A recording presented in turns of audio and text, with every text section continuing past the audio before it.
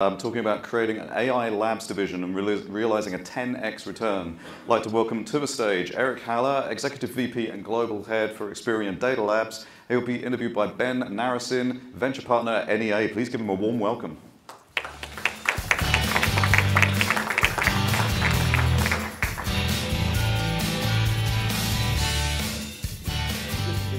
You're the big star.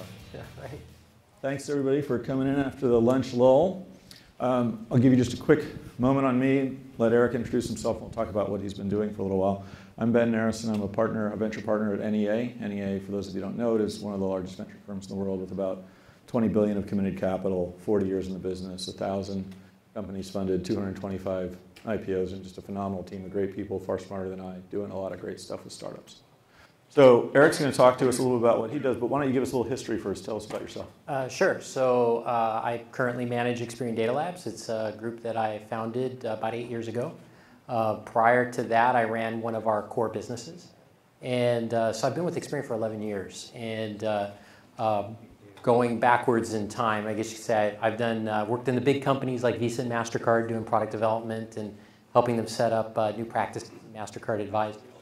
I've done a startup. I co-founded a business that I sold that was named ID Analytics. It's sold to LifeLock and is now part of Symantec. Also did pre-IPO at Green Dot, printing new products. And I was the CMO for a company. You've got to be a real kind of geeky person to remember this company. It's called HNC Software. It was Heck Nielsen Neural Computing Corp., which pioneered the use of neural networks applied to credit card transaction data, and that was bought by FICO back in 2002. So, pretty rich entrepreneurial career to get to working for a big company, right? Yeah, I guess so. I guess that's kind of what separated, or was kind of the driver behind creating the Experian Data Labs.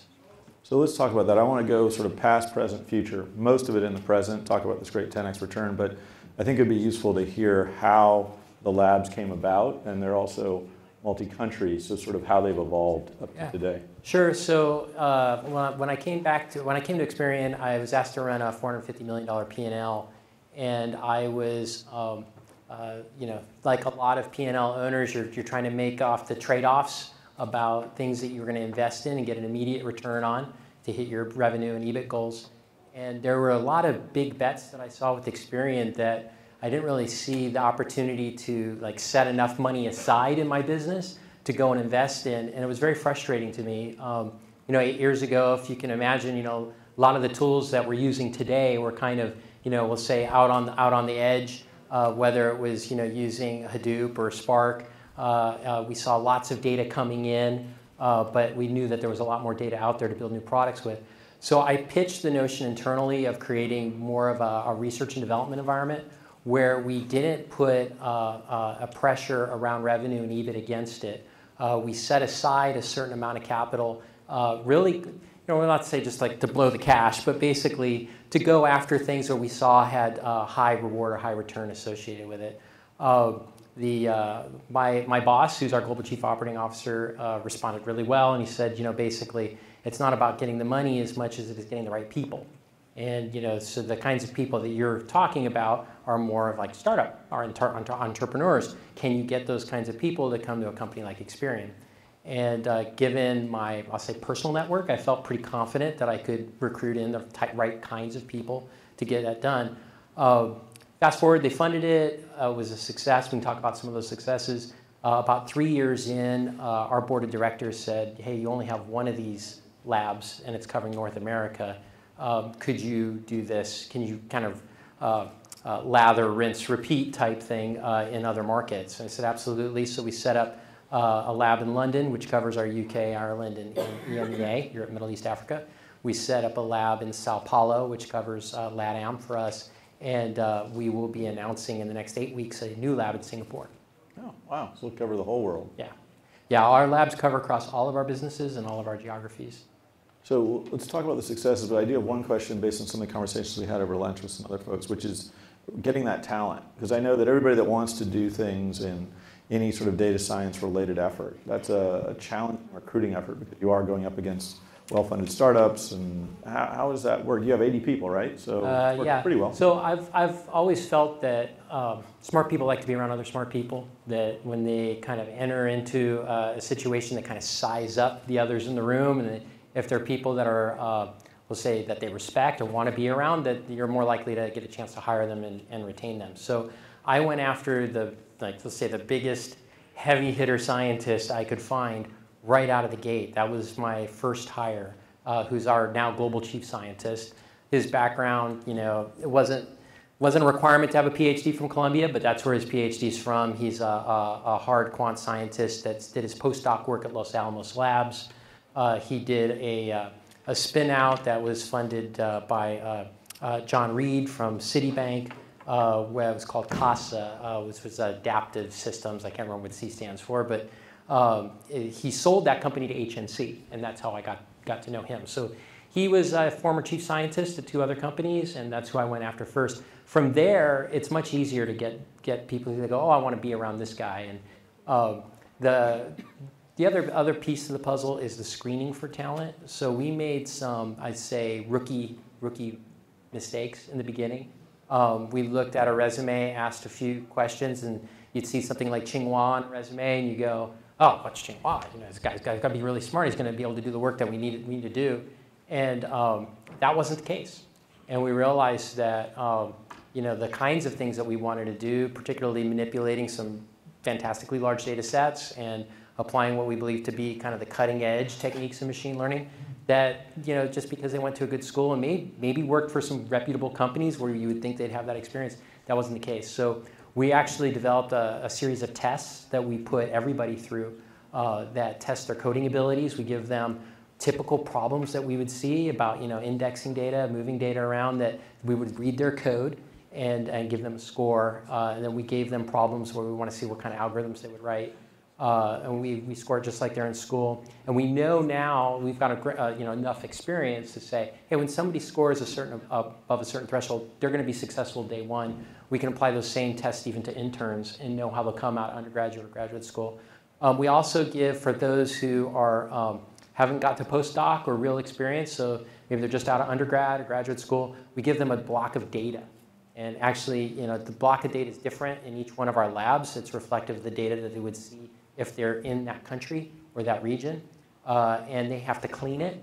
It's not a great skill that people learn. That's why most of the people that we have doctorates, because when they're doing their research, they're used to working with dirty data. They're learning how to clean it. They're expecting or interrogating that data, expecting the challenges to come out of it. Undergrad, they're just not getting dirty data, right? They get a nice clean data set that they have to work through. So by the end they go through the data set, they clean it, they build models on top of it, and then they present it back to us. We have a really, let's say, crystal clear perspective on their talent, and then it's more a matter of culture fit. Do they have the intellectual humility to fit in the lab? Because when you're working on these things, you get a lot of smart people in the room. They all think they're right, and so having a we'll say a sense of humility is pretty important to us. So yeah, live that.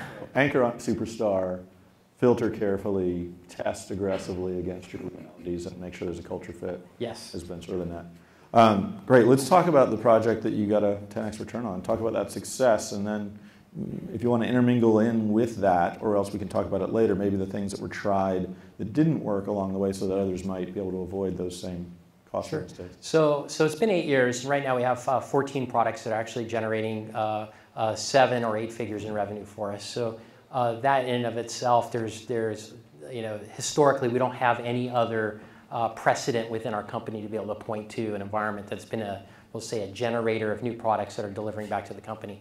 But the single biggest success actually was almost by mistake.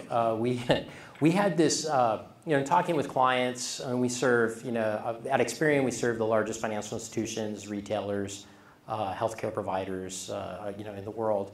And we spent a lot of time with banks, and we'll go back 8 years, dial back. Data's siloed. It's still pretty siloed, but not as much as it was 8 years ago. But data's siloed, and the question is, how can we pull data sets across the enterprise? And we said, if Bank of America bought Experian, and they could use everything that we had within the company, what would that look like? How could we change their business if that was the case?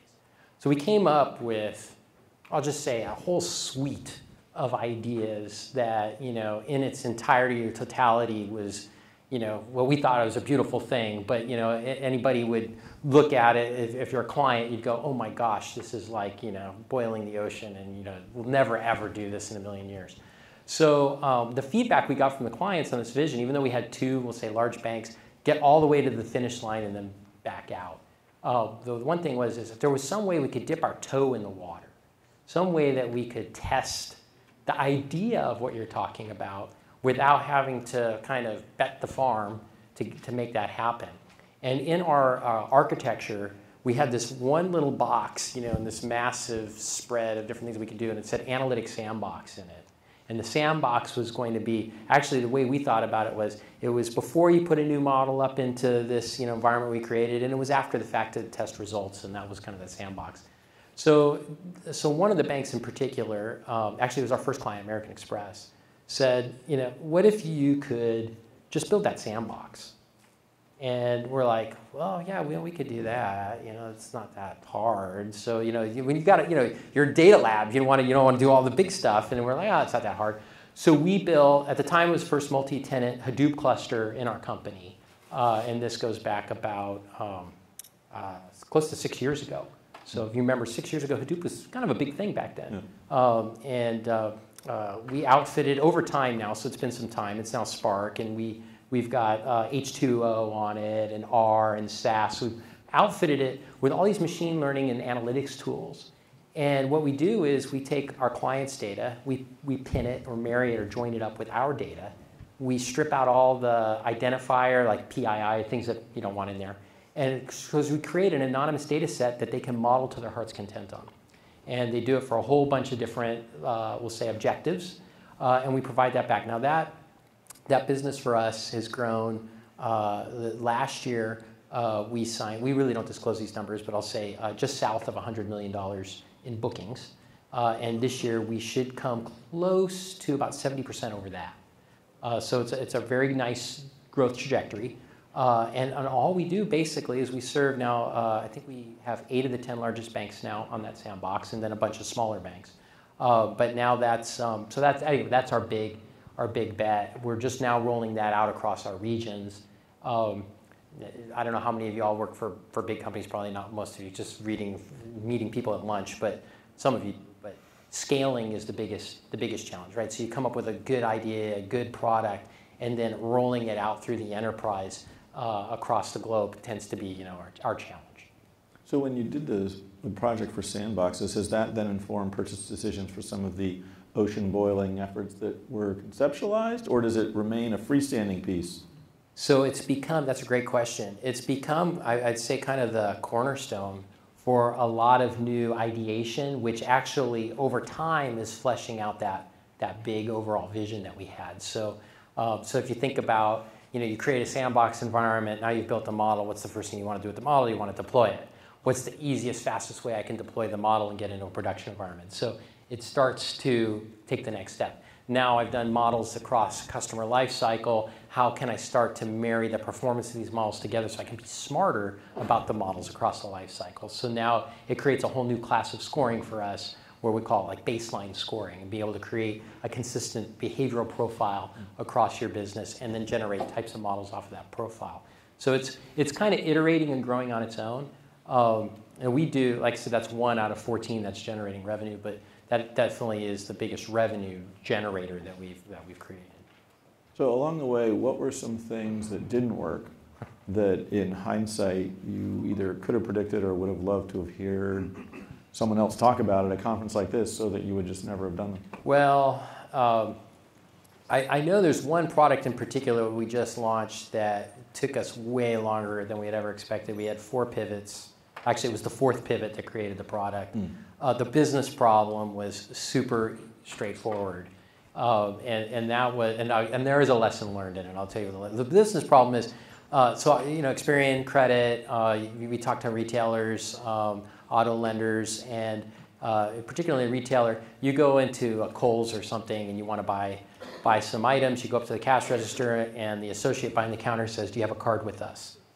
And if you don't, hey, I'll give you 10, 15, 20% off your basket of goods, and you can apply right here. Just give me your data, or we'll swipe your card or whatever. That was like super cutting edge 20 years ago.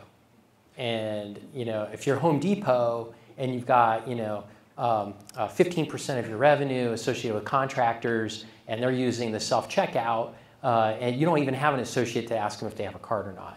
And so, it's just uncomfortable for so many different folks. You go to an auto lender, you got to still, to this day, you go back to the guy in the office, you've picked out your car, and now you're like, now you're sweating because you've got to give them all this data, and then you're like, am I going to get approved? Am I going to get the car, or what? They've got you over a barrel because you already want the car. So that's not a crazy problem to solve for, right? I mean, that should be right in our wheelhouse. And so, we're a bunch of geeks, and so the first thing we do is we're like, hey, beacons are hot. Beacons are hot. And you probably don't really remember what a beacon is because they were hot for like 12 months and then they kind of disappeared. And we went to the two biggest beacon guys. We got a whole bunch of beacons, outfitted the lab. We started, playing around with what we could, what could we build off these beacons? So, hey, you walk into retail and the beacon, goes off on your app, on your phone, then we could ask them about credit right when they're walking in the store. Long story short, nobody wants to buy beacons. And every retailer we would talk to, we'd say, hey, we got this great solution, instant credit. Hey, we're going to outfit your store with these beacons. And they're like, wow, I'm going to have to invest in all this infrastructure just to see if I can get, I like my associate model better, thanks. So we went, that doesn't work. So when we integrate with Wi-Fi, and so we went out to Cisco, guys, kings of Wi-Fi, let's integrate with Wi-Fi. And so we built this, something with Cisco together. We get together, we start going out to retailers, automotive manufacturers, like, I don't even offer free Wi-Fi. You kind of see where this is going, right? Yeah, so then we're like, well, maybe we'll build an app. Nobody downloads apps. We finally get to a solution that, is active. Our second customer is out in the market testing AutoNation. And that is a simple, we call it text for credit. And all you do is text a word to a short code, and you immediately get a text back. You click on a link, puts you in a mobile web browser experience, and we use data from the mobile network operator, and we ask you for very little data to authenticate you up front. We pre-qualify you literally in seconds. To fill out the application takes you like less than, another 10 to 15 seconds to fill out the app because we populate it with data we have within Experian. And we can provision a line of credit in less than a minute. And you can do that. You can get prompted, by an ad on TV. You could get prompted by something you see on the web. You can get prompted by a banner in the store. You could have, if you're Costco and you're like, hey, I'm going to have a separate code for my big screen TVs as I am for appliances. That's not a problem. If you're on the auto dealership, you don't have to wait to go back into the back office. It's a very simple process, and our clients, we've got a great pipeline for it. So a couple lessons learned. One is listen to your customer. We could have answered the beacon and the Wi-Fi questions way earlier in the process rather than trying to feel like we're the smart guys and kind of coming up with the answer. Second thing is that text solution came up right in the beginning, and we thought, that's not technical, that's not high tech at all. That's really easy. We're the serious scientists and engineers, so we're not gonna mess with that. So anyway, I think those were some of the things. It took us 3 years to get to a solution when we probably could have done it in 6 months. Yeah. And that's, but we're still ahead of the competition, and I think that's the, in an environment you can pivot a lot and you can make a lot of mistakes if you're fast enough and still being able to stay ahead of the guys you're competing against. So, in that case, our competitors still don't have the same product out in the market yet. It is fascinating how smart people always want to build the smartest thing, but a Ferrari's not a good vehicle to go down a dirt road. A bicycle really is. Yeah. It's a lot easier to just piece together the bike, make it work. In about a minute, we're going to open up for questions if there are folks that have those. And just one other question for you, just because I'm always fascinated by this, is how have you thought about and utilized the cloud infrastructure? It seems like you're doing some in both cloud and some on-prem. We do hybrid, but mostly for scaling, and particularly on the data side. When we have large amounts of data for clients in the cloud, it makes it easier for us to move data around.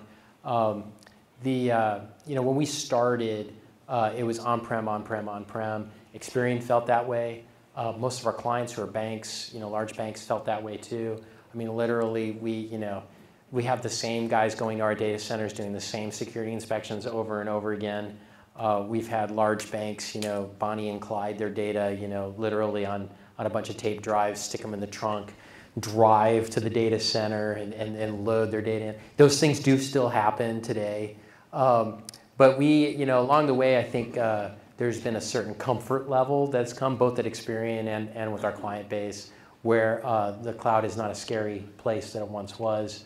I think, when the U.S. government starts doing big deals and putting their data on the cloud, it makes things a bit easier, more palatable for us. I think our CIO enjoys the fact that the risk of security is a bit mitigated when it's not necessarily on his watch on-prem and it's being managed by Amazon or Google or IBM. But anyway, so long-winded way to say that, now I would say, it's not 50-50, but, I'd say about 15% of the work is getting done in the cloud now. And, from where we were 3 years ago, where it was completely forbidden, right. That's, it's easy. 0 to 15 is a big spread. Yeah, there you go. Course of directions. There you go. So I know there's a question here, and if there are others, wait for the mic so everybody can hear it. So Ben and Eric, great discussion. Really enjoyed it. And Eric, I want to go back to the very early part of your chat, which is the hiring challenges, right? So we've been hearing this consistently for 2 days. Yesterday they talked about the fact that you pay someone the same salary as a second-string NFL quarterback, at least within the state. So I'm not that surprised that the Tsinghua University thing didn't work out, right? And as a guy that's been a senior lecturer at MIT for 22 years, there are many cultures where it's about rote memorization, not about critical thinking. And so I want to ask you, is that part of that challenge? And then secondly, is there an arbitrage opportunity to build AI labs outside of the US where the cost of talent and access to talent is just, right now at least, better? Where you're, here in Silicon Valley, it's obviously insanely difficult. Is there an arbitrage opportunity for people that have the stomach for that? Yeah, so I'll answer that question. I mean, so there's a few ways for me to answer that. One is I could tell you that my cost for talent in Brazil is far less than it is in the UK and the US. The arbitrage definitely isn't in Europe per se, because they're going through their own talent glut. And whether they're retaining people in Europe or they're moving to North America, either way, it is exceptionally competitive, and we're seeing the prices go up. Still, the price is less than California, but it's still going up. But South America, we've got a team right now that's actually actively engaged in India, trying to figure out if we can make something work there. The only thing is you always have, so you got to make sure you get through the language challenges. And I have a core belief that the work that we do is hugely collaborative. And so I always cringe a bit in any kind of remote environments. So how that's managed has to be very careful. So like I feel like I almost went against the tide. I'm very much a don't work from home person. I'm like a be in the office. I love impromptu meetings and seeing people get together. So when you do things remotely, even different states is hard enough. Yeah. That you go to different countries and it gets a lot harder. So, but you can definitely find exceptionally talented, brilliant people in other parts of the world that just get paid a lot less. So if you're willing to put the work in, yeah.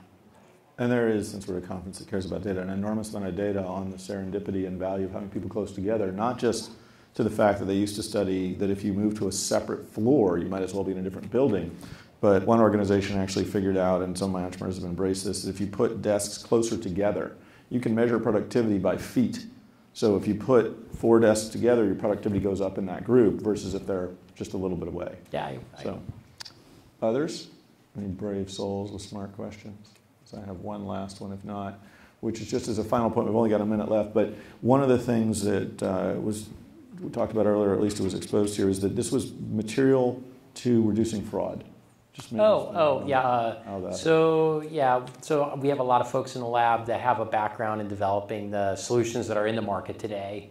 Falcon and Raptor, if you're familiar with, debit and credit card transaction fraud or e-commerce fraud detection. So we had some kind of, we'll say, kind of perspective on the solutions that are deployed today, and figured we would leverage like convolutional neural nets and try to pick up some of the signals that the current neural net technology or approaches are using. So, the deep learning, in other terms. And we are picking up a lot of, we'll say, nuanced signals that you wouldn't have picked up in the past. So it started with a bet that I had with a gentleman who runs fraud for one of the major banks in the US, and I asked him for all of his transaction data, which he wouldn't give me. And I said, well, what if I could predict fraud better than you can? And he said, no way, I got too many great guys on this. And he said, but I'll tell you what, if you can predict fraud that I can't find if I don't give you any tags, so I'm not going to give you any of the performance data so you know where the fraud is, I'm just going to give you the data and you figure it out. And so we said, we'll take that bet. And he dumped 30 billion card transactions on our doorstep.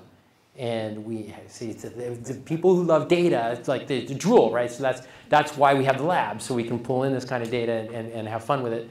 And we came back and used an unsupervised approach and wound up finding things that, later in analysis we could figure out what we were capturing. So for example, a lot of the fraud systems in place today might use what almost seems like a rule, which is, hey, I've left geographically a certain distance away and I'm conducting a transaction that's a far distance from where I normally conduct a transaction. Like I live in the Bay Area, but now I'm in Singapore and I've never been to Singapore before, and so it generates a referral and I got to call the bank. That's a big false positive rate, particularly from people who live on the peninsula, because, come on, I mean, there's a lot of travel back and forth to Asia from people who live on the peninsula, may be very different than the people who live in Stockton, where maybe most of their direction of travel would be in the middle of the state, so, or inland. So our ability to pick up those signals, the difference between somebody who lives in Manhattan versus Brooklyn and their travel, made a difference. And so we were seeing a huge reduction in false positives, being able to pick up those nuanced signals. You would never want to write rules to figure this out. But those rules are what angers people like me. Exactly. When I buy the ticket on the credit card that then tells me later I can't do a charge because I'm in the country. We want to make you happy, Ben. That is the whole objective. Thank you. I won the bet, and they bought our product. Yeah, and now we're out actively marketing this product to other large banks. How long does it take to generate 30 billion credit card transactions? So that was their customer base for 2 years. We went over because it was a great conversation. Thank you for having it with us, and thank everybody for spending the time listening.